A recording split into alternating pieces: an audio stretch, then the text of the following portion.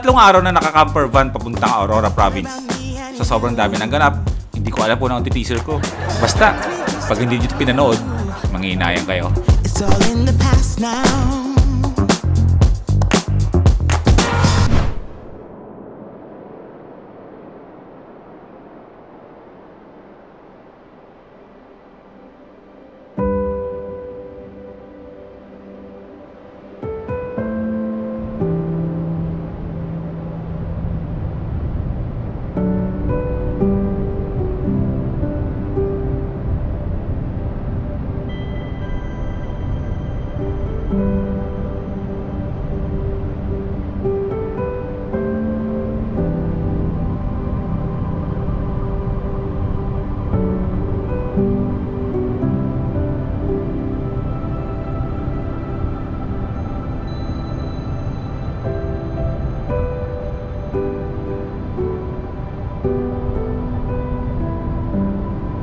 Every day is a new day.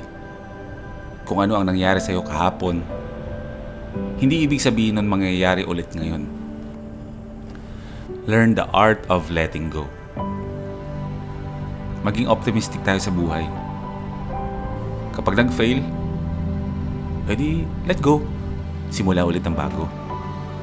Ito yung gusto ko sa pag-van life, na i-connect ko siya sa totoong buhay. Yung sasakyan ko, laging paabante, hindi yan paatras. Sa bawat biyahe, meron magandang nangyayari. Meron ding hindi.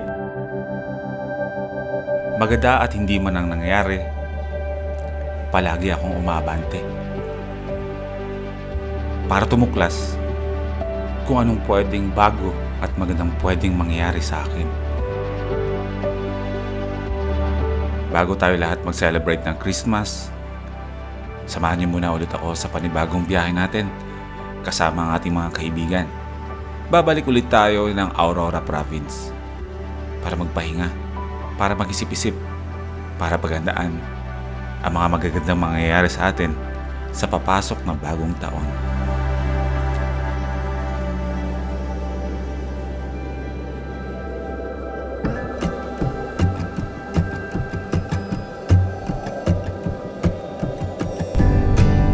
Welcome back to another episode. Pangalawang beses na natin itong pupunta ng Kasiguran.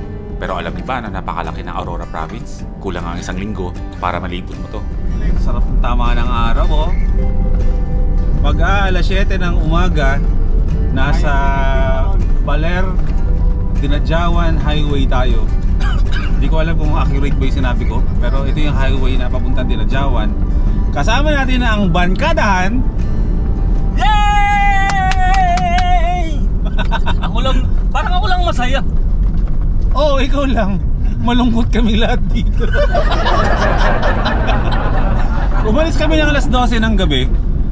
At ngayon lang ako nag-drive. Pupunta pa lang, solve na yung ating mga mata sa ganda ng karagatan, no? Welcome to Aurora. Alas 7 ng umaga, Dinadjawan Public Market muna. Ang sarap ng tama ng araw. Okay, nandito na tayo ngayon sa Dinadjawan Public Market. Dito tayo mamimili ng mga hipon na kakailanganin ng Hipon Brothers para sa kanilang pamimingwit. Medyo challenging ang gagawin ngayon ng Hipon Brothers para mamingwit kasi first time na lang mag-fishing sa pupuntahan natin. So suntok sa buwan yon, pero itiwala naman sila na makakahuli sila ng isda. At ito nakikita yung falls is a natural falls, comes from the tanke of water. Pero totoo yan, hindi yan nawasa or mga ganyan. Talagang yung tubig na yan is galing talaga yun ng bukal na merong mga tubo yan na papunta dito sa mismong sentro, padiretso dyan sa tangke na yan, at yan nagdi-distribute dito ng tubig sa palengke, sa mga kabahayan dito sa paligid. Bro, tikman mo, pwedeng inumin yan. Oh, ano yan? Fresh water from the tuburan. Oh, yun ano? Oo. Ayun natin, siyempre.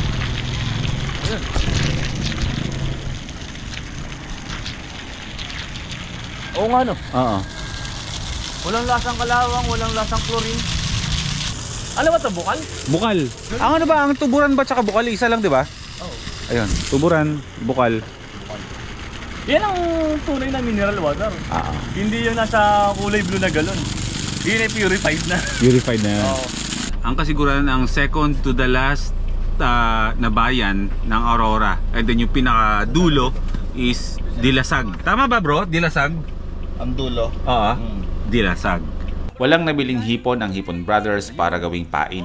At doon lang namin nalaman na meron pa palang bilihan ng mga isda sa likuran ng palengkeng to.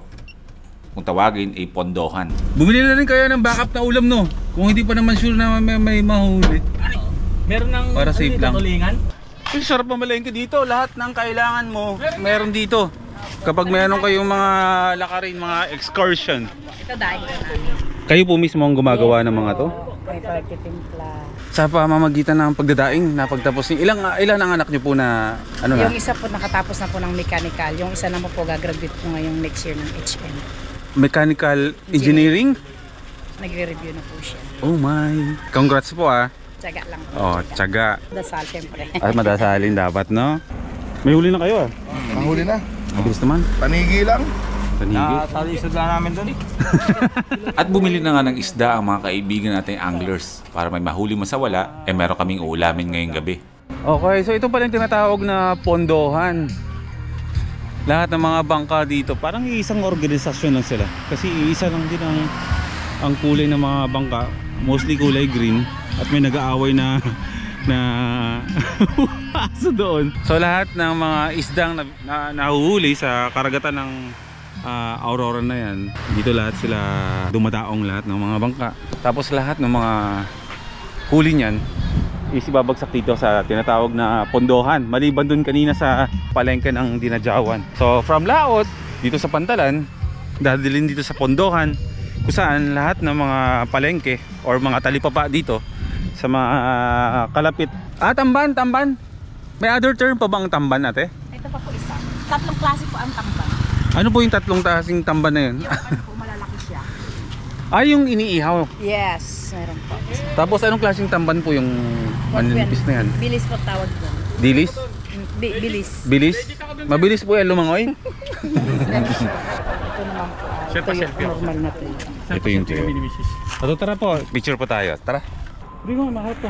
Wala lang po akong salamin pero ako po si Boy first time. Hindi kasi ako matandaan hindi ako mamukhaan ni Kuya. Hindi ako nakasalamin. Isa pa. Isa pa. Di ako nakatingin. At sa mga hindi pa nakakaalam, ikaw, meron ka pang hindi alam sa akin. Ano? Kung saan ako pinaglihi. Saan? Pusit. Sa dried pusit. Hindi nga. Oo nga. Alam mo tawag sa malita pusit? Ano?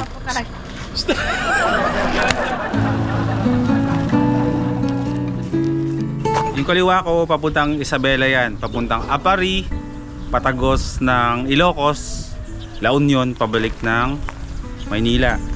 Dito tayo nang galing sa Baler Road, Dinajawan, Dipakulaw, Dinajawan. Tapos dito tayo didiretso papunta ng Kasiguran. Nakakamiss na dumaan dito. Napakaganda ng tanawin dyan kapag nagmumotor. Yan yung dinadaanan ko dati pag nag-Philippine Loop ako. Mga nagbo-boss Ironman, dyan din ang dinadaanan nila. Magbe-breakfast lang muna tayo dito sa isa sa mga karinderya. Kasi itong area na to, ito yung maraming mga karinderya na pwede yung pag-stop overan. Yung mga nagra-ride, naglo-loop, parang matik na stop overan talaga nila to para kumain na tong pain. Gusto mo kumain? Hindi ko alam kung nasama ko ba. Namaya. For Clipson. Ano tawag dito sa soup na to, bro? Dinajawan soup? Ano natin? Kung ano tong Dinajawan soup na ito. Sabaw ng isda. Sinigang. Na merong nor cubes. Anong isda po ginamit po dito? White marlin. Oh, sinigang ng white marlin. Special soup nila. Free soup. Pwede nyo lang ulamin sa bawal lang. Dinajawan Express na Bicol inspired. Hindi expired. Kasi kanina nang umu-order ako at sinabi kong Bicol inspired, expired yung pagkakarinig ni ate. Medyo na-offend sa akin. Kaya medyo kinakorek ko lang. So titikman natin, madalas akong kumakain ng Bicol Express. Ngayon pagkukumparahin lang natin, walang mananalo. Titikman lang natin kung ano yung pinagkaibahan ng Bicol Express sa Dinajawan Express. Ha?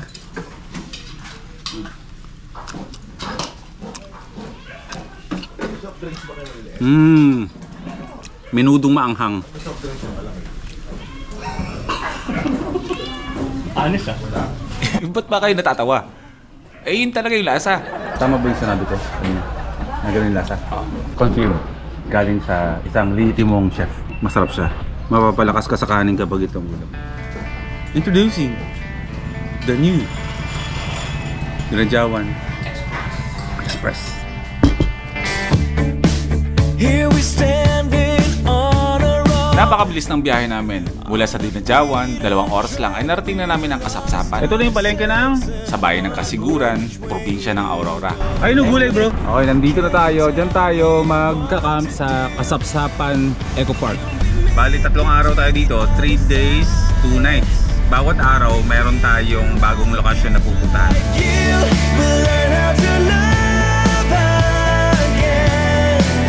I promise and I know that I will make you believe again. We're one step closer to forever.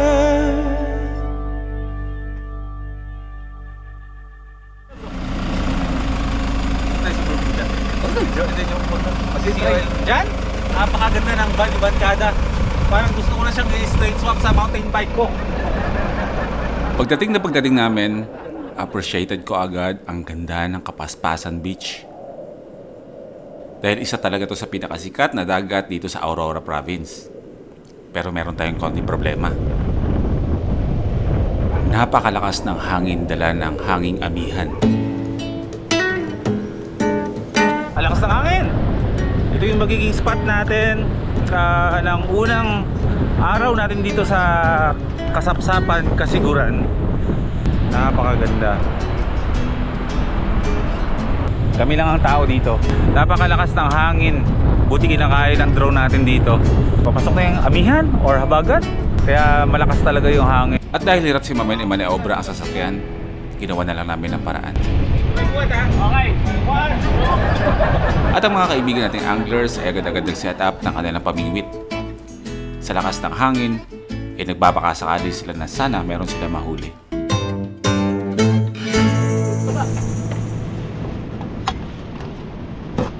Bibigyan natin ng bagong sticker natin ang mga subscribers natin dito.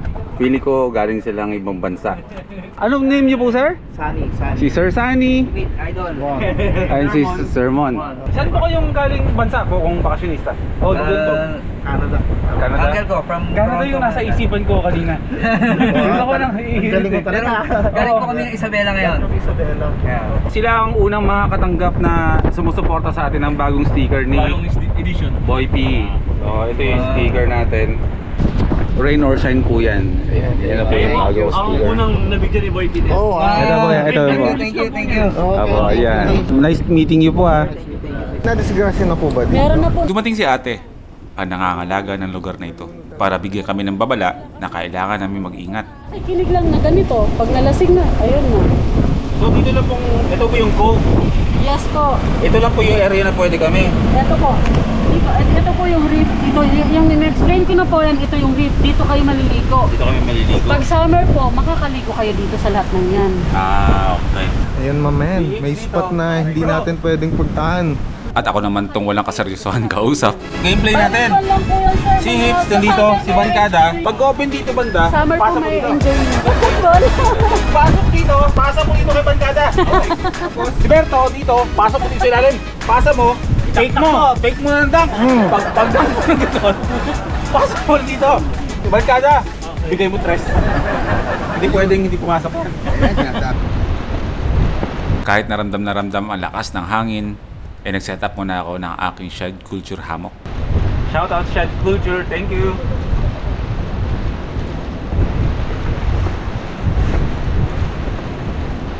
Parang kaya naman.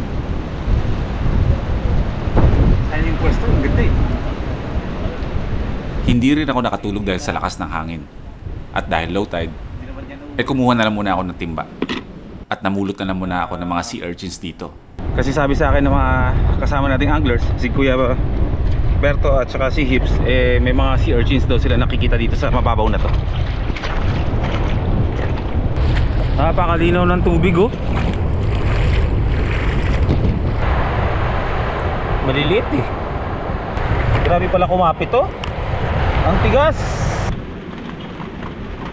Favorite weather ko yung ganito. Kahit nakakabisit na umuulan, yung nag-enjoy na kayo, tapos biglang bubuhos. Nakakabisit pero gusto ko yung ganitong klaseng weather ba. Tahimik lang, tapos maririnig mo yung patak ng ulan. Sarap sa brain.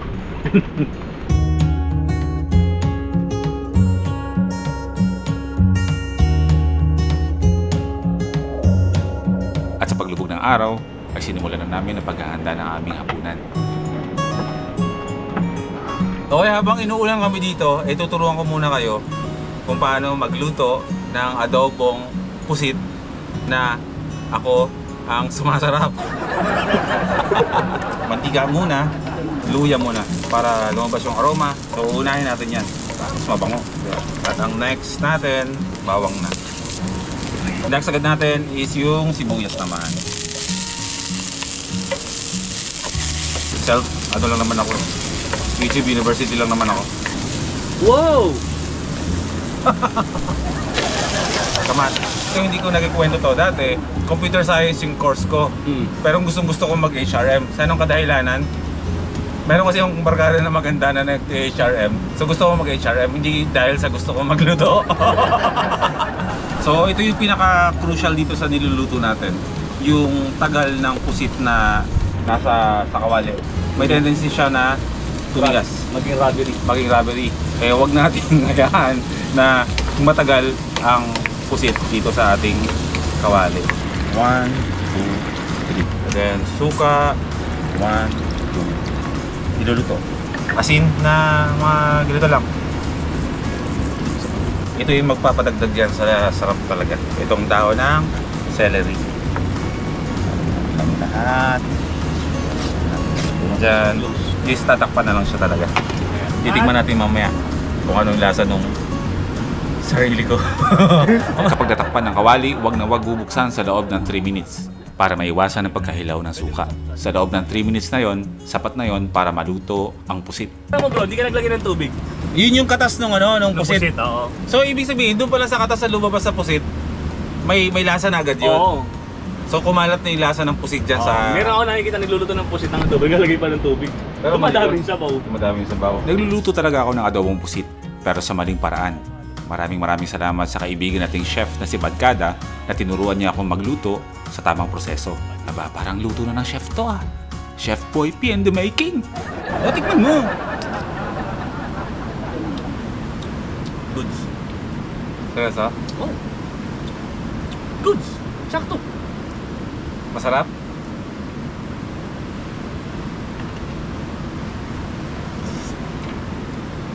Gagi. Ang sarap ko. Kasabay ng aming masarap na hapunan ang malakas na hangin. Nakakatuwa na yung niluto ko, iubos. Ang ibig sabihin, nasarapan sila. Sarap!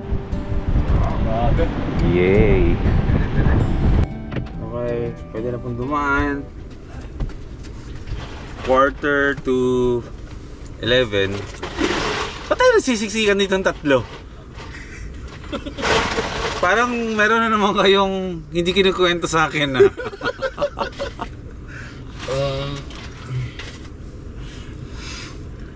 Takot ako matulog sa labas. Ngayon takot ako matulog sa loob ng van. Bakit ganyan? Baka pwede sa susunod, itago nyo na lang sa mga sarili nyo. Huwag nyo na sabihin sa akin. Sabi ko kasi kay Jello, kay Yoma man, na bro, wag mo na sabihin kay Boy first time.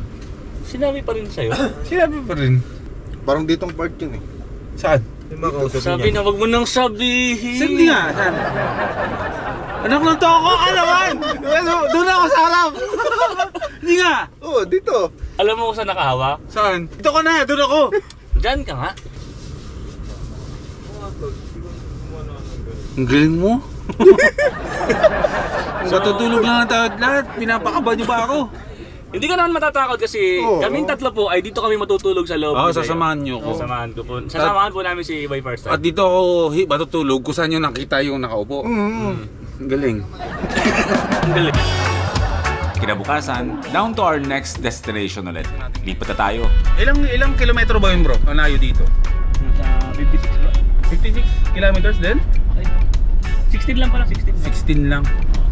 So sana hindi ganun kalakas yung hangin sa malilipatan natin. Dumaan ulit kami sa pamilihang bayan ng Kasiguran. Sorry, sabi ko, Kasiguran. Pero ang tamang pronunciation is Kasiguran.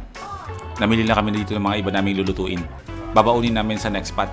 Matambaka. Sa ako na. Matambaka, isda ba yun? Di ba? Pag pupunta ka sa isang lugar, hindi po pwedeng mawala yung senaryo na talaga nasa palengke ka nila. So mga ayaw naman kayo sinasabi ko. Oo naman. Kasi kakaiba yung kakaiba yung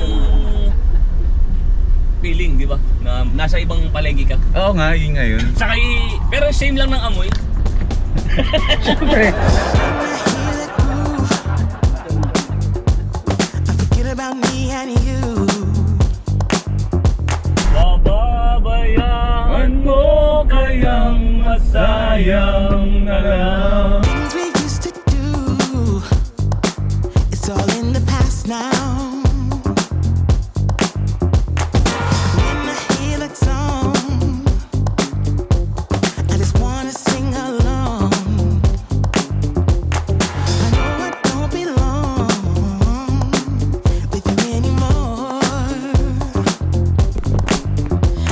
Yung kabilang isla, andun yung Tivo Tidal na pinuntahan namin dati nila Direct G, no? Andun yung pala sa kabila. Napakaswerte natin na hindi ngayon malakas yung alon. Tsaka sabi ni nanay na may-ari nitong lugar, yung karagatan nila dito is ganyan talaga siya. Hindi siya lumalakas yung alon. Kalmado siya palagi kasi nga nasa cove tayo Kaya hindi malakas ang alon at hindi rin malakas ang hangin kasi napapaligiran siya ng mga kabundukan. Ang ganda ng ngiti ko, di ba? At least nakabawi tayo ngayon sa sitwasyon natin kagabi. Ganda, no? Nagugutom na talaga ako. Pwede ako umarbor ng sardinas? Oo, saka noodles. Yung sardinas ipalaman lang natin sa Sige. Mag-cup noodles ka, bro. Hindi, ito lang, ako na to. 555 sardines in tomato sauce. Kasalanan mo yan. Tuwing niyaya kang kumain, wala kang ibang sinasagot kundi busog ako.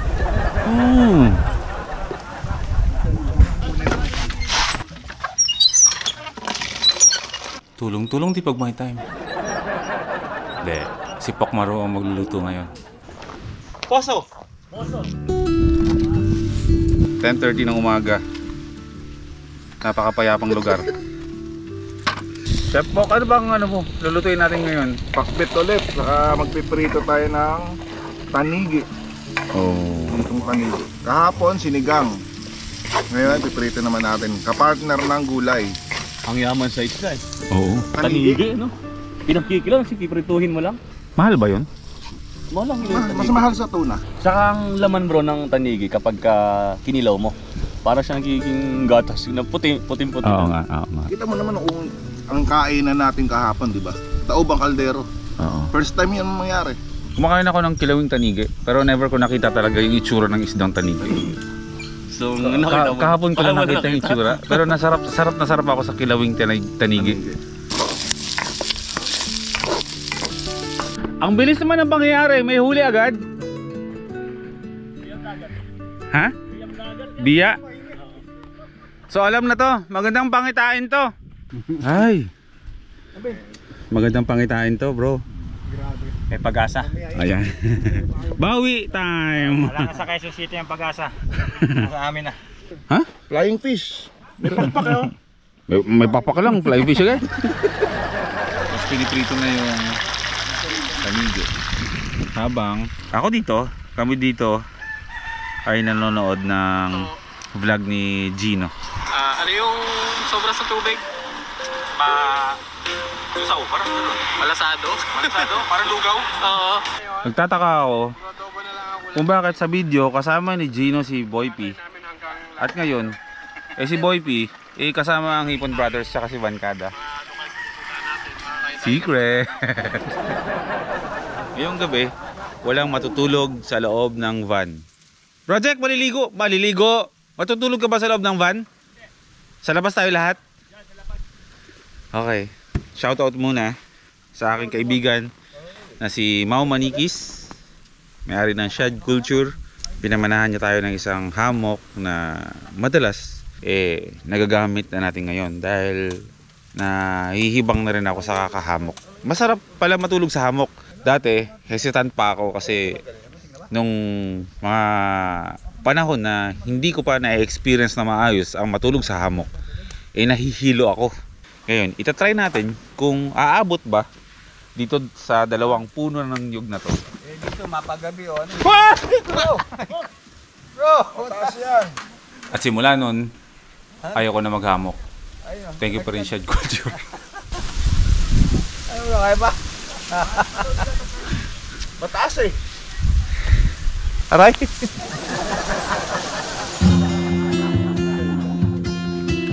Lord, maraming salamat sa biyaya. Ulit sa araw na to, bless niyo po ang lahat nag-prepare ng aming pagkain. Sa Hipon Brothers na nakauli ng biyaya mula sa karagatan. Kaibigan namin si Vancada, si Pok marunong nagluto, si Yo Mamen na kakagising lang. Maraming salamat, Lord. Samahan niyo po kami ngayong araw na to at samahan niyo rin kami mag-enjoy kasi creation mo to. Samahan mo po kami. At ayun. Sana makahuli po ang Hipon Brothers ng maraming isda ngayon. Sana makahuli tulad nung kagabi. Snapper fish. Pero to, kaya na. Huli nila yan. Puro snapper fish ang mga nahuli nila kagabi. Kanina lang, buhay ka pa. Ngayon, ang sarap-sarap mo na. Bakit? Tanghalian, hapunan, hanggang sa kinaumagahan ulit, pinagluto ko naman sila ng ulam sa agahan. Kakaibang breakfast. Magluluto tayo ng itlog, scrambled egg, at ituturo ko sa inyo kung ano ang tamang pagluluto ng scrambled egg. Pagkatapos mong batihin, lagay mo ng asin, tapos humigop ka ng kape. Budburan mo ng paminta hanggang sa matching ka. At gamitan mo ng electronic pambate na binili mo sa Shopee. Saan mo nabili ito? Sa naglalak ko. Parang peke yun ang video ko. Yan. Ganun pala. Ups, huwag mainip. Habang niluluto, paikot-ikutin nyo lang ang inyong panghalo sa iisang direksyon. At pinartneran ko to ng tuyo. Chef, papakitaan kita ng plating. Paano? Ito yung pinakamahal na scrambled egg sa Asia. Ito yung nagpapamahal. Wow! Chef, para sa iyong impormasyon, yan ang pinakamahal na scrambled egg sa Asia. Nagkakalagayan ng 10.5 isang order. Per order? Pero natatawaran. Hindi, joke lang. Ito talaga yun. Scrambled egg With the twist. with a twist. That's called plating. Boy P scrambled egg with a twist. Alam mo kung bakit? Bakit? Pag nilapag mo yan, ikot mo. With a twist. With a twist. Head underwater, I'm falling back into you. I thought we'd be smarter, I got nothing left to. Wala tubig! You said you fall with me, no matter how far it goes. Down deep and under, with my head underwater.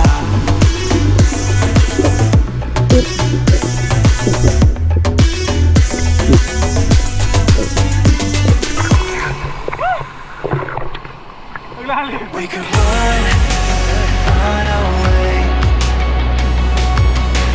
You and me together, baby, we don't gotta stay. Welcome to Bulawan Falls. Let's lose our minds. Hindi ko pa natatanong kung anong ibig sabihin ng Bulawan, pero meron ako idea. Ang Bulawan is a Visaya na word. Bulawan or Bugawan means ginto. Glorious, glorious. Pero mamaya, malalaman natin kung ano nga ba talaga ang dahilan at kung bakit tinawag na Bulawan Falls. Napakaganda.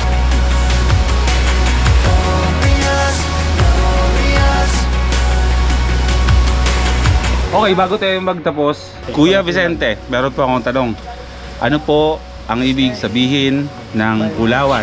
Ang ibig sabihin ng Bulawan, kasi po ito ay may mga natural gold po kasi dyan sa taas. So, kaya po siya tinawag na Bulawan. Ang ibig pong sabihin, sir, nung Bulawan is gold. Gintong talon. Gintong talon. Maraming salamat po.